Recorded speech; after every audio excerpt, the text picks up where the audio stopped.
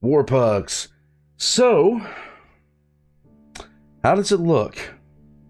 I decided that, given today's subject matter, I was going to go ahead and go get 999 because God knows we're all going to need them after this is said and done with. War pugs. This is the Wendigoon. And this is the most disturbing human experiment ever.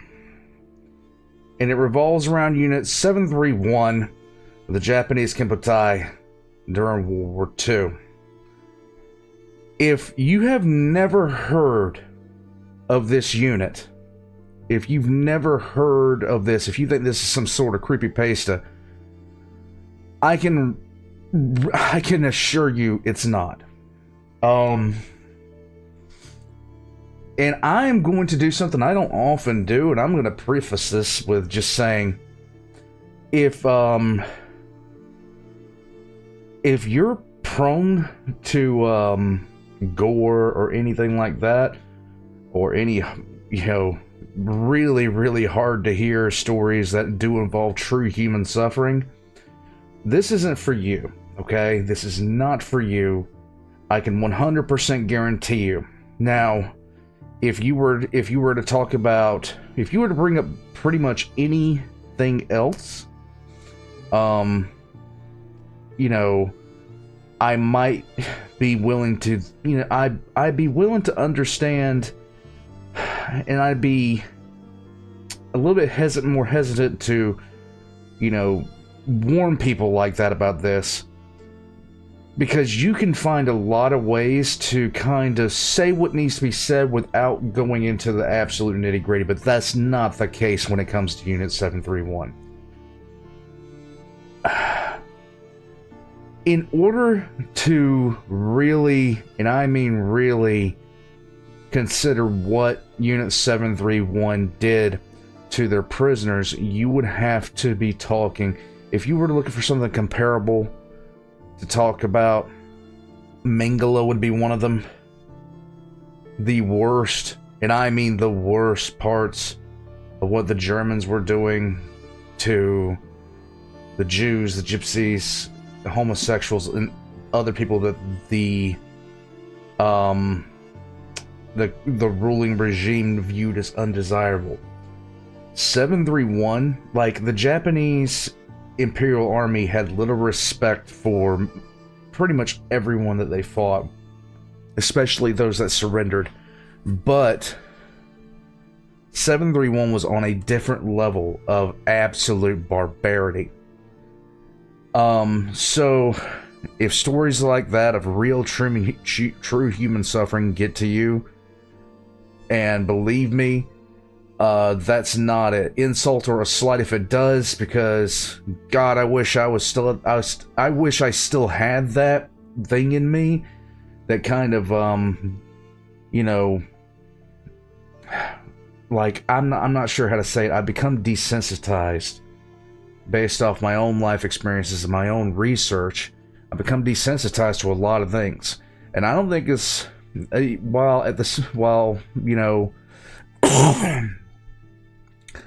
I don't know if it's altogether good for us to become desensitized to that kind of thing. It should be shocking when we hear stories like this. It should be utterly horrific. And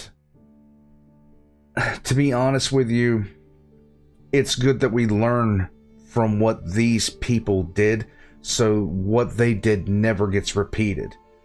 In any case, this is Wendigoon. Guys, if you haven't subscribed to Wendigoon yet, please do so. If you haven't subscribed to me yet, I hope I haven't rambled too much for you to be like, God, this guy sucks. Let's get right into it. Oh boy, I have been hesitant to go into this because it's 731, guys. Let's go. When discussing humanity's history and tales from our past, It's often comforting to look at those stories through a lens of superiority. After all, True. in the modern age, people have more information and are more connected to each other than they ever have been before. So when we look back at tragedies and atrocities that people have committed, it's easy to apply a label of ignorance and just say that they weren't in the same position that we are now, right. So it makes sense that they did the things they did. But regardless of any label or explanation that you could come up with, it's hard to justify the evils of Unit 731. You can't. Unit 731 was officially a public health department within Japan during World War II. Although now we know, as the years have revealed, Unit 731 was in actuality perhaps the most disturbing case of human experimentation ever. The actions that Unit 731 did for the perseverance of a country and an idea is hard to imagine any person doing for whatever selfish reason, much less the entire efforts of a military and government. So today, we're going to talk about the history and tragedy of Unit 731, as well as the incredible injustice that befell everything in the end. Now, before we get started, I just want to mention that while I am going to be careful with my language and not be too explicit with some of my wording or details, the topics we're going to be broaching still relate to intense violence against women, children, prisoners of war, civilians, and all manner of executions, both standard and barbaric. And while I do think it's important to talk about these things, not only for the victims who were destroyed by this tragedy, but also so that the evils that were done by man are never forgotten lest they be repeated. True. And while I think all that's important, I also want to say that if you are sensitive to these topics, it's not worth your own health and mentality. So again, if this video is something that you don't want to deal with, or if some of the topics that I briefly mentioned are too intense, feel free to click off now. And also, for those who are sticking around, the video is going to be a bummer. Yes. There's not a lot of jokes or fun to be had with this one. Like I said, I think it's important to talk about, but it's just going to be sad and a lot. And I can't wait to get done filming this so that I don't have to think about it anymore and I can just push all this trauma onto you all. Before we get into that, and it's just, sad for the next half hour, however long this video is, why not do something a little quirky, a little weird right now to kind of lighten the mood a bit? Okay. Like, I don't know, maybe I could try to radicalize my audience. So with that out of the way, let's get into something that really matters. Oh, God. The Industrial Revolution and its consequences have been a disaster for the human race. But, do you know what hasn't been a disaster? Raid Shadow Legends! Raid is back and better than ever because now they're You should be ashamed of yourself. My God, my dude. bringing the new animated limited Are you series, serious right now? Raid Call of the Arbiter. A series that you can watch for free in-game right now.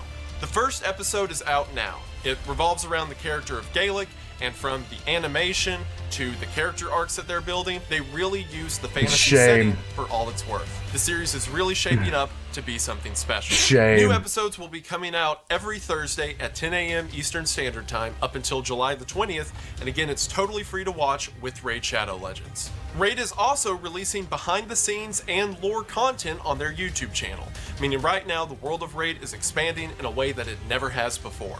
Like, for example, in-game, you can now dig into character bios. From champions that feature in the show like Gaelic, Aethel, Kale, and Elhain, to the fan favorites like Death Knight and Skill of the Drakes and more.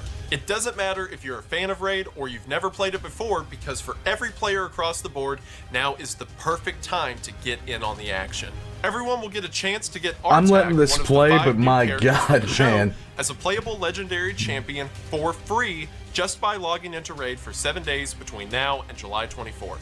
And if you haven't started playing Raid yet, then use my QR code or link in the description to get started now. Because with it, you'll get insane bonuses like the epic champion Knight Errant. And if you see me in-game at Wendigoon OG, feel free to join my clan.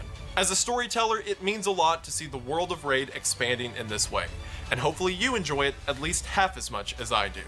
Again, if you're interested, scan the QR code or go to the link in the description to get Raid today. Thank you all so much for watching the ad, and thank you so much to Raid for sponsoring the video. It really does mean the most. Hope you all check them out, QR code and link in the description, and we are back to the video.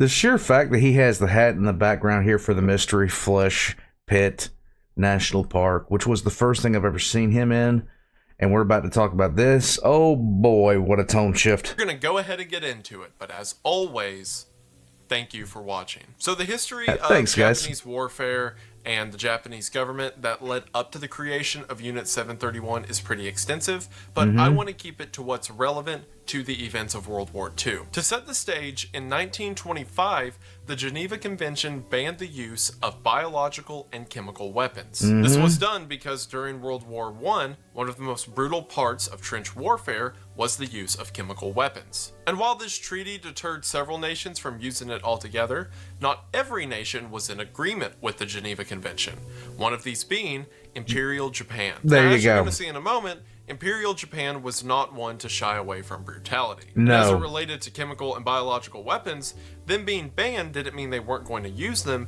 it just meant they were going to be very careful about how they used them. And during the 1930s, Japanese researchers began to dig into the possibilities of biological warfare. To make sure we're all on the same page, by biological warfare in this context, I'm referring to things like weaponizing diseases or using infections as a battle implement. The issue with this was, or at least the issue from the Japanese government's perspective, is it's hard to test the feasibility or practicality of biological weapons if you don't have a population or group of people to test said weapons on. Also during the 1930s, Japan began to attack the mainland of China. At this time in history, China was really struggling to reach the modern age, at least technologically, and a lot of their defensive forces were made up of small communities and bands of soldiers. Whereas, in opposition to them, Japan had an incredibly strong military force. So most of the conquest of China is called a conquest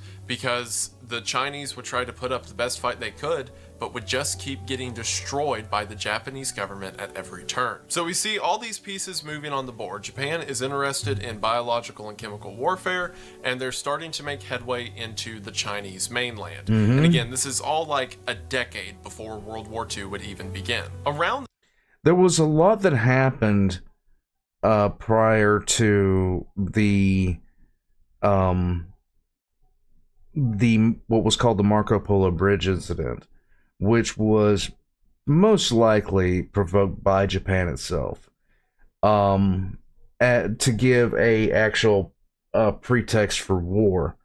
Now, a lot of things have been happening in the Japanese government. A lot of things have been happening to Japan itself overall, and China was going through. If it had been left alone, completely left alone, China would have just descended into an outright civil war that, would have gotten resolved a lot quicker than it had in our timeline. Now, as it stood, because of the threat that Japan posed, they did try to take some measures, but there was just nothing. They were just not ready. Like, they were not ready for any kind of conflict whatsoever. So, when the Japanese came in, I mean, you got to imagine a bunch of young Japanese men who were raised inside of a code of conduct, meeting people who did not live in that kind of martial society. It did not go well.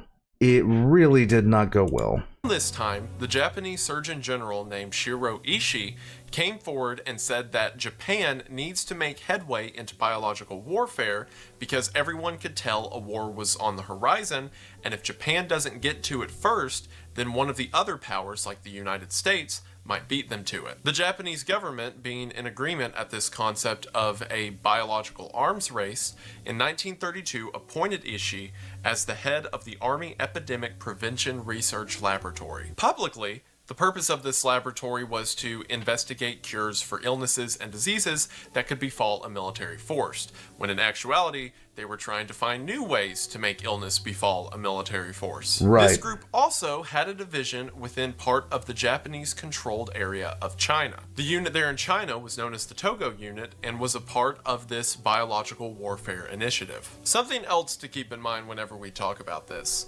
So at this point in history, Imperial Japan was especially prejudiced against anything that wasn't Imperial Japan. A lot of the ideas that were made manifest through these experiments and Japan's actions in World War II come from a cultural sense of superiority. As a matter of fact, a superiority that's so strong, it justifies taking over and controlling everyone else. Because of that, several members of the Japanese government and military saw anyone who opposed them as less than human, or at least less than Japanese. And if you'll remember what I mentioned earlier, it's hard to test biological weapons without test subjects. So the sheer fact is, like, there were a lot of societies that had that ethnic superiority complex. There were a lot of societies that had that. Europe, of course, had that. You know, Germany massively had that. The Russians, to an extent, had that. Well, the Soviets. That was more ideological than ethnic. There were a lot of societies that just had. If you looked at a 100-year period, you could probably find maybe one or two nations that didn't have this. So it wasn't for Japan to have this kind of, you know, ethnic belief wasn't exactly a rare thing. They just had a military where they could, you know, go out and, you know, beat the hell out of people for little to no reason. And it's a sad fact in history that this is the case more often than not when you have that kind of attitude. Whatever you do is pretty much excusable underneath that little stupid clause in the society. Might makes right, because I'm better than you because I was born a certain way, has been a prevailing clause in so many wars of aggression and so many horrible things throughout history. 95% of cases, at least, of terrible things in history, shameful parts of history, come from that. The Togo unit decided early on that the perfect way to test these new weapons and ideas was with residents of mainland China. Initially, this research was carried out at a location known as the Zongma Fortress. The fortress was an old castle-like structure that was built in Manchuria, China, and was repurposed for the Togo unit's needs. The early experiments at the Zongma Fortress typically consisted of bringing in civilians from mainland China and throwing them in the various rooms of the fortress that were converted into prison cells. Inside of these cells, initially, the subjects would be fed well and kept up to good health, and then at that point, the experimentation could begin. Taking these now healthy test subjects, the researchers would then do things like slowly bleed them out over the course of several days, or dehydrate or starve them to see what the effects of the body would be and how long the subject could survive. Again, this was all done in the name of better understanding the limits of the human body. During the course of these tests, they would also be subjected to various diseases like the bubonic plague, and at various stages of infection, the subjects would be vivisected, or a live dissection, most often while the subject was still conscious. This was done to see firsthand what the effects of certain diseases do to someone's internal system. These experiments would pale in comparison to what this group of researchers would go on to do. Things were kind of tenuous at the Zongma Fortress. Again, at this point, it's a group of researchers, not soldiers, who are doing this. And while a part of the Japanese government, it isn't a one-to-one with the Japanese military. And take note of what he just said. Them doing this stuff at this point is considered light work. It's considered light work. Now, if you're sitting there, you're like, how would they do this to civilians? Look up what they did to Nanking, because what they did to Nanking, honestly, is one of the most horrifying modern day examples of an army taking a civilian population. It is utterly brutal. Because of that, there were a few accidents that occurred at the facility. In 1934, there was a prison break, and a bunch of the prisoners escaped out into the Chinese countryside. In 1935, there was an explosion, and a large part of the fortress was burnt. But in spite of these incidents, the Japanese government liked the concept of these new means of warfare. So in 1936, the Japanese government gave them more funding and more access to military reserves, which not only included a lot of money, but things like Japanese soldiers for guard duty, or Japanese prisoners for experimentation. When Shiro Ishii's group, which again at the time all of this was referred to as the Army Epidemic Prevention Research Laboratory, whenever that group was brought into the Japanese government, it was renamed by Hirohito as the Epidemic Prevention and Water Purification Department. So again, Oh my god.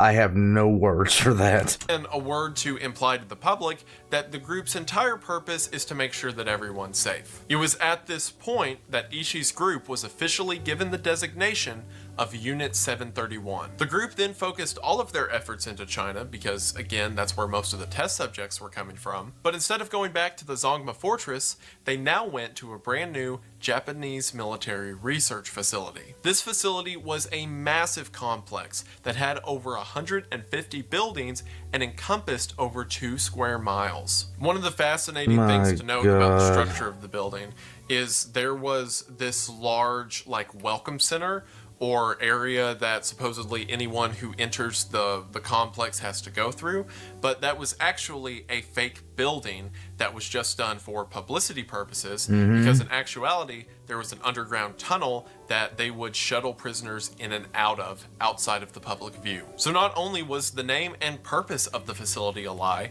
but the actual structure and some of the buildings of the facility were a lie as well, as the majority of experiments took place in these underground tunnels and cells. Now, into the late 30s, as Japan began to take over more of China, there were other facilities that began to pop up that were also a part of Unit 731, but the primary experiments and travesties that happened took place at this large facility located near Pingfang. And by 1939, Unit 731 consisted of over 10,000 individuals. Now, not all of these 10,000 members were a part of human experimentation. Right. You gotta understand, Unit 731 is encompassing the way diseases could be treated, how diseases may be made manifest, and a lot of the experiments that were happening at these other facilities might have been legitimate or had some purpose other than torture. But as far as the events that happened at the primary facility we talked about, those were all pretty evil. The excuse for this large facility as to why they bring in so many Chinese prisoners and exist out here in the middle of the woods away from public eyes is that they were a part of lumber production. So the code name given to experiments that had to do with human experimentation was called Maruta, because Maruta is Japanese for logs. And it was kind of an in-joke in the facility that instead of referring to the prisoners and subjects as prisoners and subjects, they would be called logs. Like, for example, how many logs were cut down today? Or do the logs look healthy? This whole code word thing would keep up through a lot of Unit 731's research. For example, several of the researchers who performed the experiments on prisoners firsthand would publish their findings, but they would publish them saying that it was a long-tailed primate that they did it to, or in some instances even referring to these subjects as Manchurian monkeys. Again, the Japanese government knew what was happening, but the rest of the world didn't, and the Japanese government would prefer to keep it that way. A lot of the numbers vary, considering several researchers probably came and went during the height of World War II whenever these experiments were at their worst, but at least one point, Unit 731 had about 300 researchers as a part of the Maruta or human experiments at this primary facility. So, what kind of experiments were happening here at this primary facility of Unit 731? The disregard for human life, that's what gets me the most. The absolute disregard for what they're doing to other people, for what they eventually did. Some of the stuff I'm hearing, I didn't know myself. The they're referring to prisoners, the prisoners they took as logs, their victims as nothing more than logs and inside jokes and things like that. That disgusts me to no end.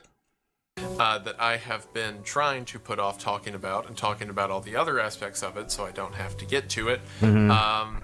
And why is it regarded by many to be the worst example of human experimentation, or by some, the worst example of government action against a population ever? So I guess I need to talk about that now. And this is your final warning. Click off if you don't want to hear about it. And I don't blame you. So this is going to get rough. This is going to get rough in the first place. As mentioned, the majority of the subjects were people from the Chinese mainland. Mm-hmm. While the majority of these were Chinese people, there were also several Russians and Mongolians and Koreans who were captured as well, as well as several Japanese political prisoners who were transferred to the facility as well. They would be transported to the front of the facility in a vehicle that had no windows, so that if there ever was an escape or if they were ever let out for whatever reason, they couldn't testify where the facility is even located. And then once they got to the facility, they were bagged and taken to the aforementioned underground tunnels. From there, they were placed into an underground cell. Most of them on their way in would be given a vaccine for their own health upon entry, when in actuality they were being injected with various diseases, and the disease would change based on whatever study the researchers were currently carrying out. Exact estimates of how many people were taken prisoner are kind of nebulous.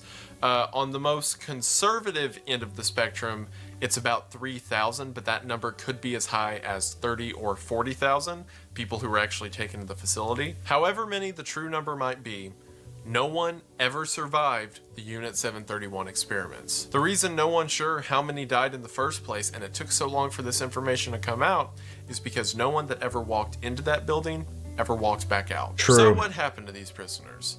Well, the thing I mentioned that happened at the Togo facility, the stuff about them being made healthy just so they could be bled out and dehydrated, that was still happening, but that was the least of the prisoners' worries. The average lifespan of a prisoner at Unit 731 was about 2 months. If you were lucky, then you were killed quickly in one of the conventional weapon experiments. These experiments were exactly what they sound like. They would take several of the prisoners and place them in a courtyard. One of the things they would do is they would place people in rings at various distances from each other and then throw a hand grenade in the middle to see what lethality the grenade had out to these different rings of people. They would set people on fire with flamethrowers and see how long it took them to burn up. They would line up people in a straight row and then shoot them with rifles and pistols to see the penetration capability. They would sharpen bladed weapons to various degrees to see how sharp a knife needed to be to fully cut through somebody. And of course, as mentioned, this was all done to participants who were fully awake and conscious of the death they experienced. Right. And again, that's if you were lucky. Yep. If you were unlucky, then you were a part of the disease trials. So the disease trials were similar to the The disease trials are one thing. The thing that's gonna get to like, we haven't even reached the bottom of the pit yet, because the pit is deep and it's full of despair on this one. The human endurance trials, the physical endurance trials, and what I mean by that is what they did to people that didn't have anything to do with weapons testing or disease testing. That's where we start getting into some really horrific things. Things mentioned in the Togo unit, where they would infect people with things like the plague and then dissect them while they're alive to see the various stages of infection within the body. But they had been doing the bubonic plague research for years at this point. Again, the time period we're talking about now is generally like 1940, 1941. So the plague research has moved on to much larger demographics. Again, a lot of the records of Unit 731 were destroyed at the end of the war, but from what we know, there was at least 12 field tests of things like the bubonic plague and 11 of them took place in Chinese cities. Yep. So Unit 731 researchers would deposit plague-infected fleas into the middle of a Chinese populace, or infect their wells and homes with things like typhoid. And then these researchers would watch from a distance and then walk through these decayed cities in their sterile garbs, recording the number of casualties. At the very least,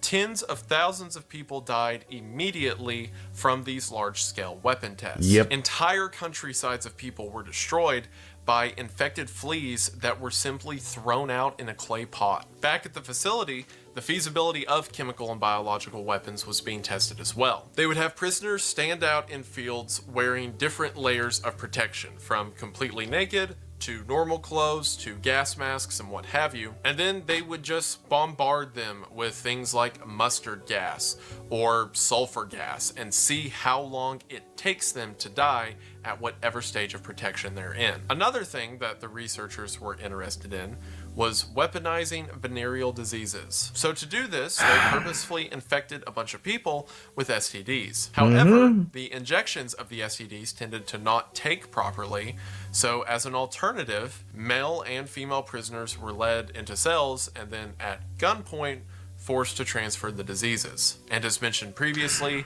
at various stages of the disease's progression, the individual would be vivisected to see what it's doing to the body. And even all of that is within the realm of feasibility. As evil, as depraved, as monstrous as it is, you can wrap your head around the concept of, okay, well, if someone really, really believed that the people they were torturing aren't really people, and that this is all for the greater good, you can see a purpose, to them at least. They can see a purpose at the end of the tunnel as to why they're doing this, right? This, like, it's bad. He's about to dive into the dark stuff. So, if this is screwing with your head, don't watch any further. I know where he's going. Before we get into what I can only describe as Machiavellian torture methods. Because absolute horror. To use new diseases in the war, so they got to test those, right? But some of the other stuff they did was simply no other explanation than depravity, or at least none other than I can think of. So to just read off a few of the things that happened at Unit 731, and again, these are things that records were not destroyed of, and people would later confess to. Right. So if it's possible, it is very likely that worse stuff than this happened as well. People were cut open while alive and had various organs removed before they were stitched back up to just see what would happen. So, for example, cutting out someone's lower GI tract to see how long it takes them to die from that, taking out someone's stomach and attaching their gut to their throat to see what that does. People had their limbs cut off, in some cases to visualize how long it took for someone to bleed out. In other cases, they would saw off both arms and then switch the shoulder that the arm was attached to just to see if the body could reattach it. People were placed inside of low pressure chambers and the pressure cranked up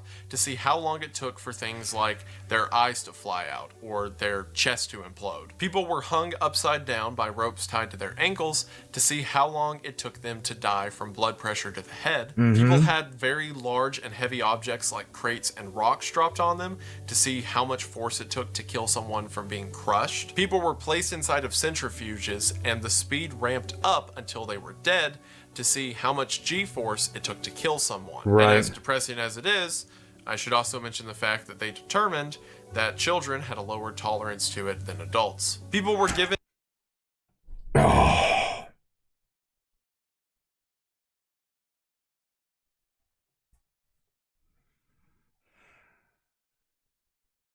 This happened. This happened. This happened to civilians. This happened to women. This happened to children.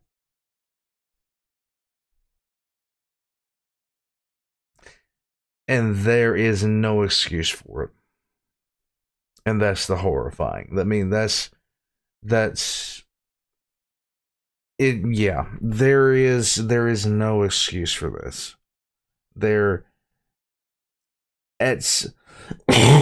There's a lot of levels to horrible things that have happened in history where you can somewhat talk about, well, you know, They did it because of, you know, ethnic superiority belief, or they did it because of economic reasons, or they did it because it had been done to them, so they felt justified in returning the favor.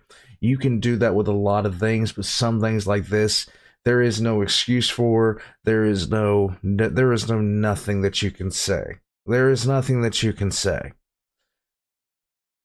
And the disgusting thing about it is, I know what happened to most of the people that were involved in this, and it's going to annoy me when he says it.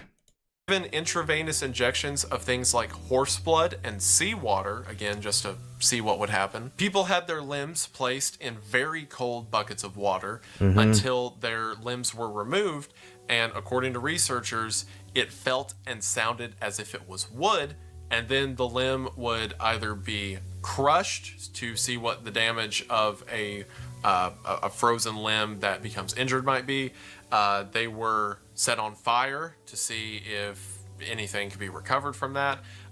They tested various ways to warm someone back up after they were frozen to that degree. According to Ishii himself, again the lead researcher, they did various experiments where they took babies that were under a month old and placed them in freezing water and freezing elements just to see how long it took them to die of hypothermia. I'm going to read this next one from an excerpt from Hal Gold.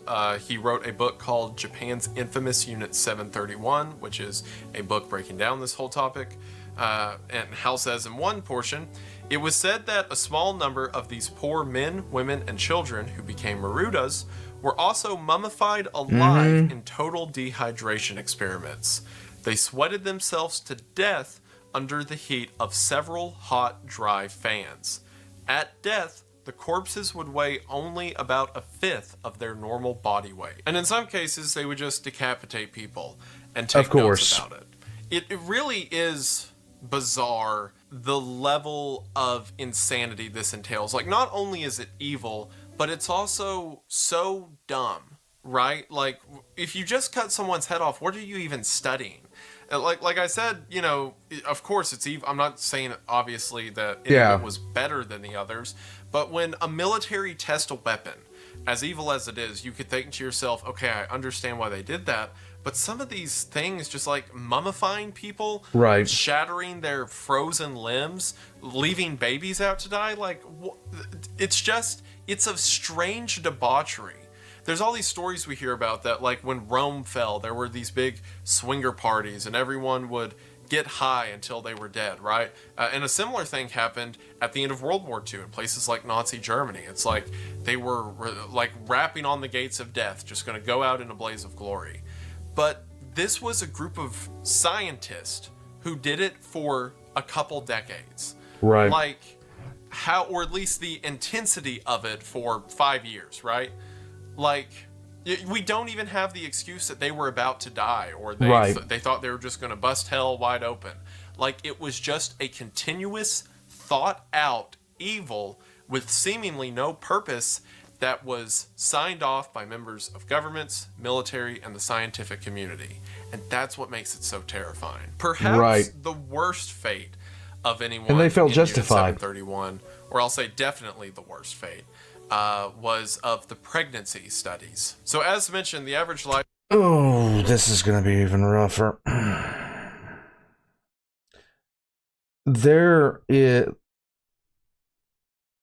There's only, like, 731, the people who were researchers in 731, there is an extremely special layer of hell reserved and populated only by them.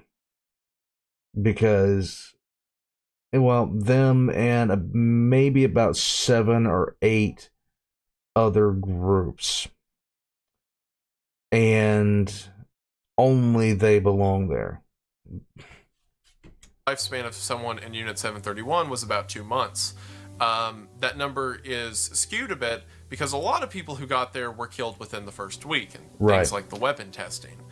The reason that the average comes out to 2 months is because several of the studies were women who were, similar to the STDs, forcefully impregnated by either another prisoner at gunpoint or by one of the guards themselves. Similar to the other diseases, a lot of them were dissected while alive at various points in their pregnancy just so they could look at how the fetus was developing. And in other cases, the women were effectively used as a breeding stock so that the researchers could have a fresh batch of infants for several of their tests, like the hypothermia test as mentioned earlier. And you know what gets me about it? Like, I've looked at so many disturbing things. As a matter of fact, I knew a lot about Unit 731 because I covered it on the disturbing movie Iceberg. There's a film that I should have looked up before I started recording. There's two of them. There's Philosophy of a Knife, which I talked about in the disturbing movie Iceberg, and Men Behind the Sun. Both of them go into graphic detail about what happened at Unit 731. So I had seen those, so I'm like, wow, I already knew that, you know, the Japanese government did all of these evil things to these people. And I, you know, knew about the frozen trials, knew about the chemical weapon trials, even things like the pregnancy experiments. Right. So, like, I knew all of that going into research for this. But the part that threw me off, that I wasn't expecting that I would see, actually, believe it or not, came from Wikipedia. Typically, Wikipedia is a horrible source to get information from because people can just change stuff, and sometimes they just flat out make it up. But whenever I was brushing up for this, I decided I'd look at Wikipedia to see how they had it laid out. And they had an account that I hadn't read anywhere before that kind of stopped me in my tracks. There's at least one recorded instance of friendly social interaction between prisoners and Unit 731 staff. Technician Naokota Ishibashi interacted with two female prisoners. One prisoner was a 21-year-old Chinese woman, the other a Soviet girl who was 19 years of age. Ishibashi asked where she came from and learned that she was from Ukraine. The two prisoners told Ishibashi that they had not seen their faces in a mirror since being captured and begged him to get one. Ishibashi sneaked a mirror to them through a hole in the cell door. And that bothers me so much more than a lot of the other information I read. And the reason for that is because, again, I'm pretty desensitized to just brutality, right? Like the number of historical stories I read about that has to do with people getting, you know, skinned alive or, you know, brutal executions. Like that's just history, right? It's bloody. And this is the truth. If you go into history with thin skin, you're going to wind up getting sliced completely apart.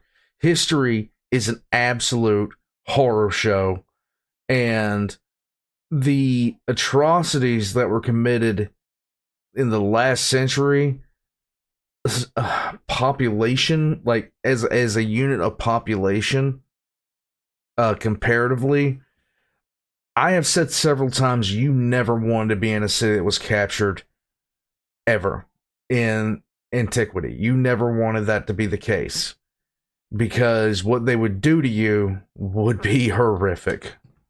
It's brutal.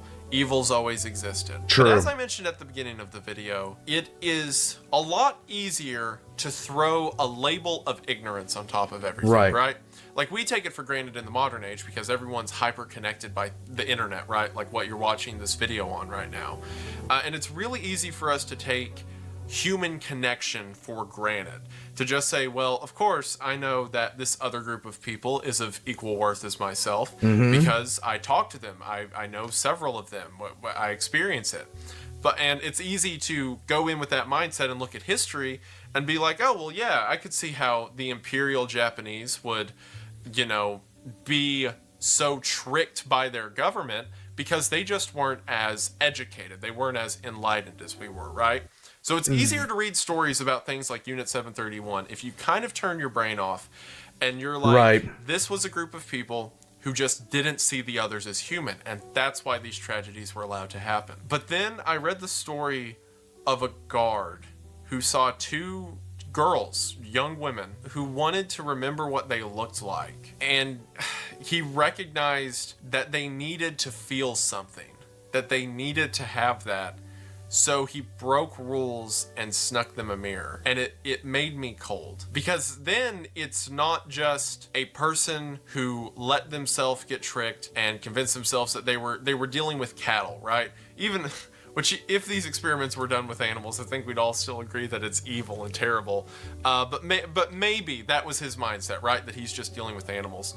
But to read that he took pity on a girl who two girls who wanted to remember what they look like, terrified me. Because at least some of them were fully aware that these people were suffering, and that was wrong. Not just that they were suffering and this was for the greater good, but that they were suffering and something should be done. And in spite of that, it kept happening. It was such a powerful force of government and people and the greater good that these tragedies kept going on, and the people who participated were well aware of the pain they were inflicting and didn't stop it. There is a ruling nowadays in the Uniform Code of Military Justice that in the event that something happens where a unit does something horrible, the excuse, "I was just following orders," will never work. It will not be accepted. "I was just following orders" has been used as an excuse so many times. Now, it has been used as an excuse so many times to excuse so many horrible, horrible things. And people use that like a shield. Especially when people were caught, like, guarding concentration camps. In this particular instance here, U.S. soldiers that committed atrocities in Vietnam and places like that. "I was just following orders." Since, like, that excuse does not fly. It simply does not fly and will not. And a order in the military, it's easy for people, and this is the sad thing for me hearing this. The clause where it says that is not an applicable defense. When you're actually in a situation, and it's actually a very, very horrible thing, where a voice of authority is giving you a command, it is sometimes difficult to actually break from that. There have been several studies about this, and there have been several terrible cases that have happened to people who just fell victim to somebody who was being evil. A good example of this is there was a guy who did some prank calls where he acted like a police officer and would try to get fast food or store employees to do strip searches and other things like that of people. And there was one famous case of this where it happened, and it actually wound up with one person going to jail and just a host of other problems. And they caught the guy that was doing the prank calls, but he wasn't convicted. And frankly, I think they should have come up with a new law for this.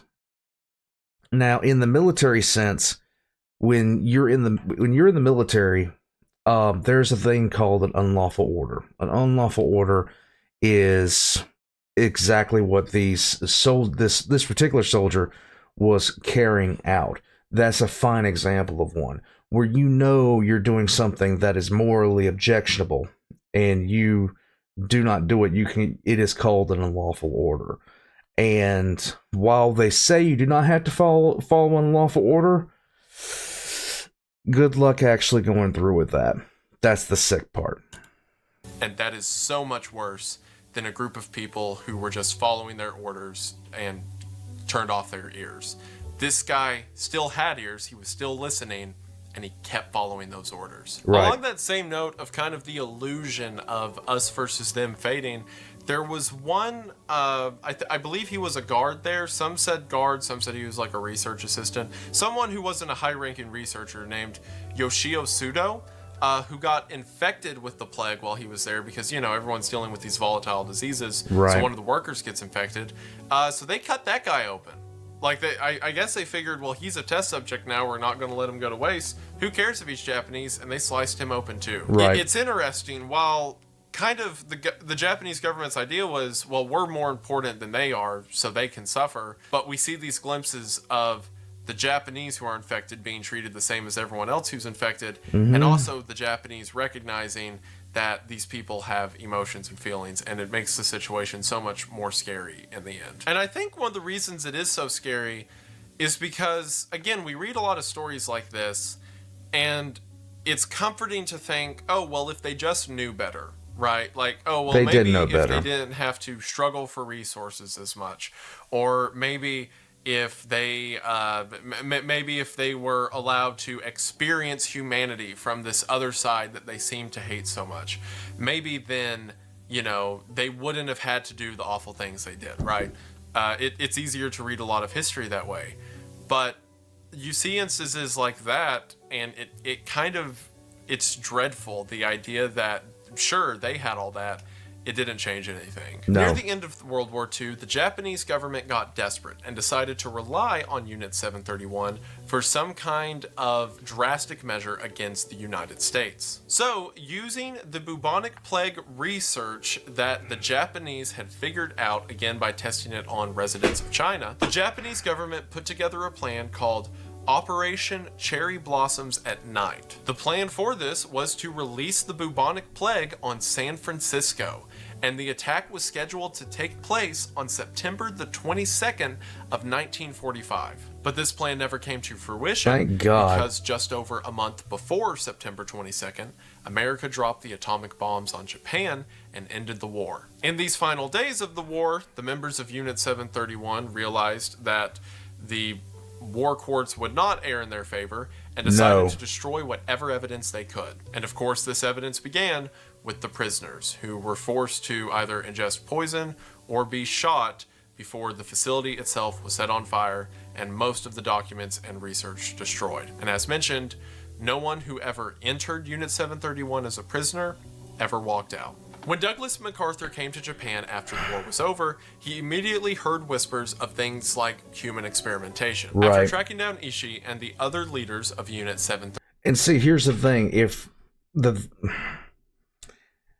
when people found out Germany was doing what they were doing, when they found out what Germany was doing, it was very, like, for some people, it was very shocking.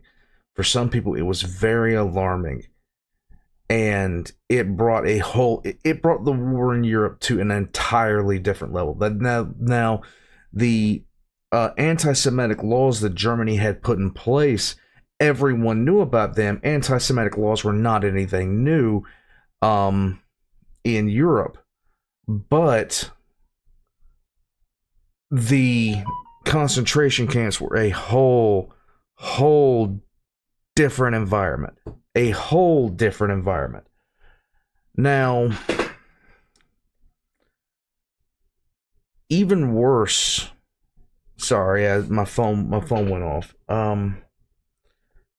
When they started hearing about human experimentation on the Japanese side, not many people were surprised, considering what the Japanese had done that was known about so far.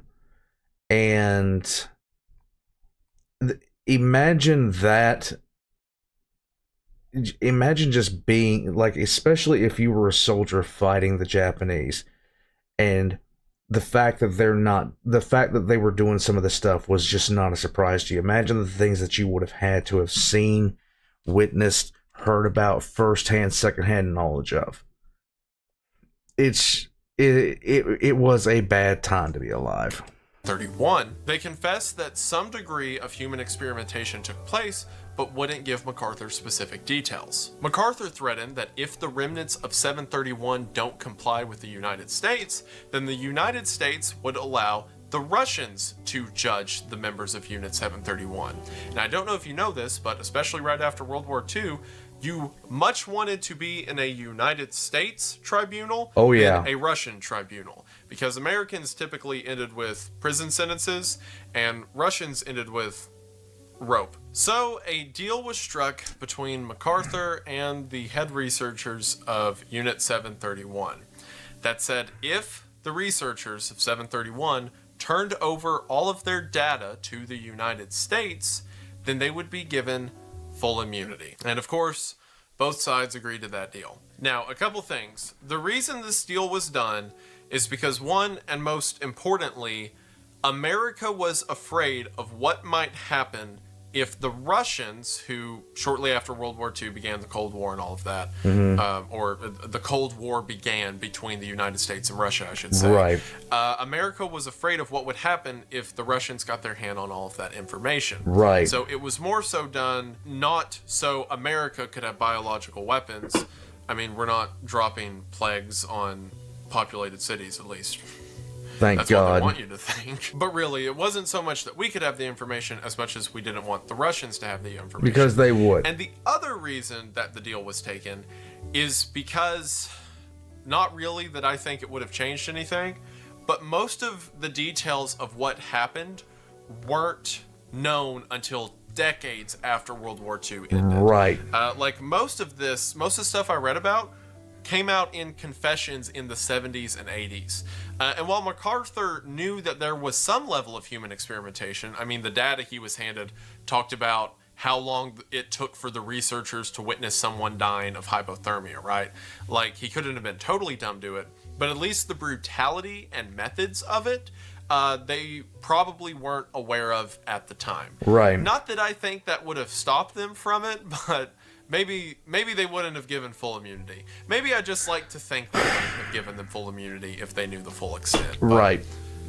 whatever, it still happened. Now keep in mind, to the public at that time, none of this had ever happened. To the Japanese government, to the Chinese, Unit 731 was a crazy conspiracy theory if you thought anything weird was happening out there, because it's just for public health and lumber for Exactly. some reason. So whenever the immunity deal was made, part of the deal was that America would keep up the lie that nothing ever happened at Unit 731, and all of the members of Unit 731 could change their name, and America wouldn't release their identities to the public. Right. So after America makes this whole plea deal with them, eventually Russia shows up, and they actually have a trial for some of the members of Unit 731, and as you can imagine, didn't care to consult the U.S. No. over it.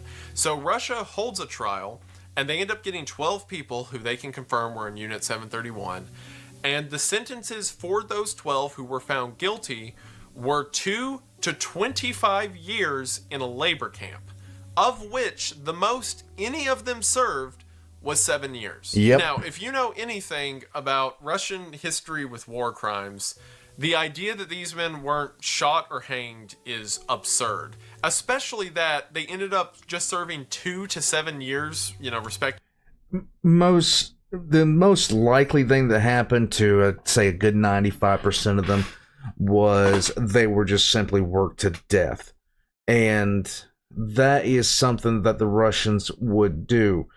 The Gulag Archipelago was a thing. Siberia was a thing. The most likely fate of these members of 731 is they were simply worked until the point where they couldn't work anymore, and then they were dragged up into a gallows, hanged, or shot. For different people. That is insane. How did that happen? Well, if you'll remember, the American deal with the Russians wasn't made official until like the 80s, and some researchers were going to talk about, put in the work and made it come to be. Mm-hmm. So the fact that the Russians show up, they talk to the Japanese for a while, and only a few of the 731 researchers get like 5 years in prison, it is pretty much guaranteed that the Russians made a deal with the Japanese, very similar to the deal America made with them. Mm-hmm. So at the end of the day, this group of people who were monstrous, demons even, committed a massive amount of bloodshed and misery, And then when the going got tough, they sold that bloodshed and misery to the highest bidder and got off scot-free. So, ain't that a kick in the pants? Yep. Now again, none of this was public information, and it would have stayed that way if it wasn't for the work of various Japanese historians. See, again, Unit 731 for years was like a boogeyman. There would be a researcher come out in like the 60s or 70s talking about how the project was real, or they were a part of it and they can attest to it. And they would get laughed off by the media, saying that they were just some crazy conspiracy theorist. Historians pulled various records in Japan that supported the government's sanctioning of Unit 731. And in 1983, a historian published his findings and was told by the Japanese Board of Education that he should take those findings out of textbooks because it's not backed historically. So these historians went to the United States, and now, because everything's declassified, went through various records and found MacArthur's immunity deals and the records that he got directly from the Unit 731 experiments, and were able to bring those records back to Japan, show them to the Board of Education, and say, it's real, it's all right here. And from then on, the Japanese government slowly began to admit fault in the Unit 731 experiments. Through the 1990s, the Japanese government finally acknowledged that it was a real thing, but not the specifics of what the researchers actually did. The most recent development of Unit 731 was in 2018, when the Japanese government named the 3,607 researchers who were a part of the unit. And as you can imagine, between all 3,607 of those names, they're all either dead or have disappeared. Shiro Ishii, if you'll remember, the leader of all of Unit 731, died on October the 9th of 1959 from laryngeal cancer, never experiencing judgment on this side of eternity for his role in the Japanese war crimes. And Unit 731, like I said at the beginning of this video, is depressing. There's no two ways about it. There's no happy ending. There's no good side to it. It was a group of people committed atrocities, and they got away with it, effectively. And there's no polish I can give that. No. But what I can give polish is that this story was almost entirely lost for history. If you were from World War II, from these events happening up until like 1984, when it finally became official, the people who died never died. At least publicly. Their names were just lost as some of the many names lost in World War II. And they were just a statistical anomaly because governments didn't want to acknowledge the atrocities that they had once condoned. Or that the forerunners before them had condoned.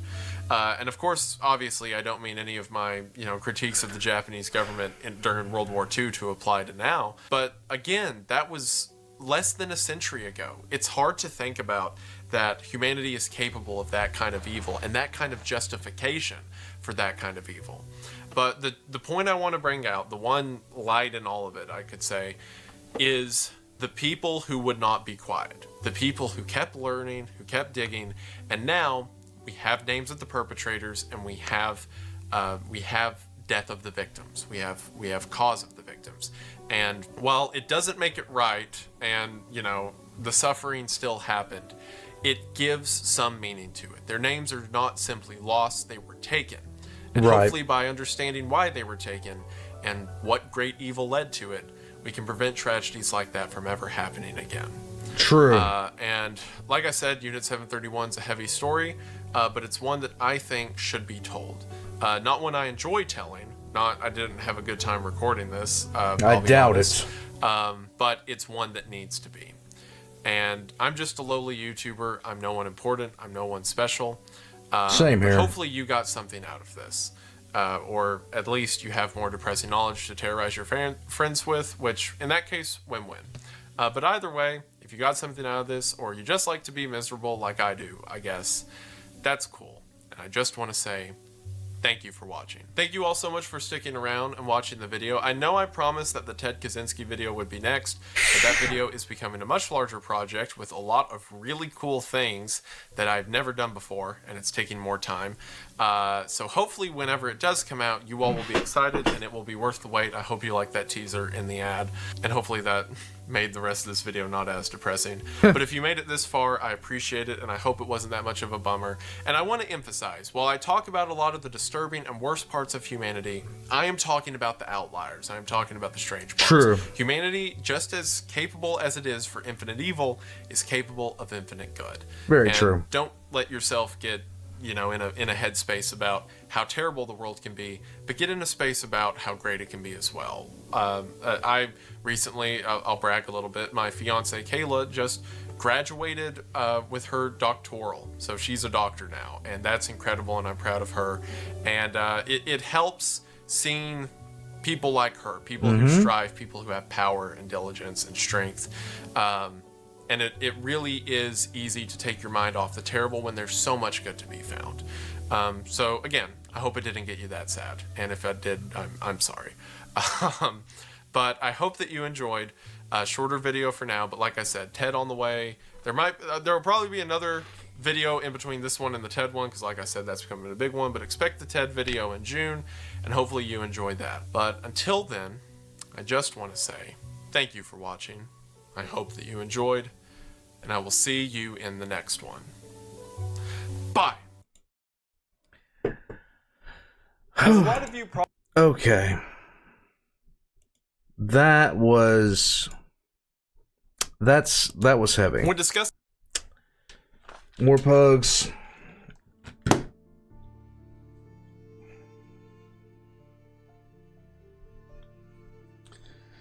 $7.31. It would have surprised no one to find out that the Japanese were doing human experimentation. If you were in the know about how far the Japanese were going against the civilian population and American prisoners of war, it wouldn't have surprised you the brutality that they were engaged in. Some of this stuff would have downright disturbed everyone.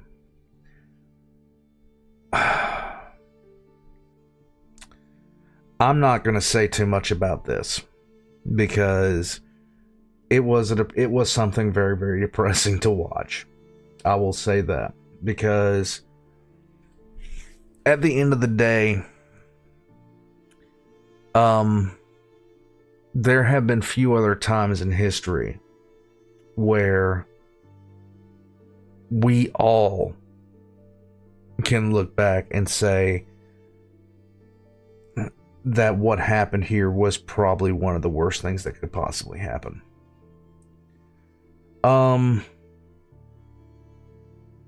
731 being kept a secret for as long as it was, the people just they never face any kind of justice for what they did. They never face any kind of judgment for what they did.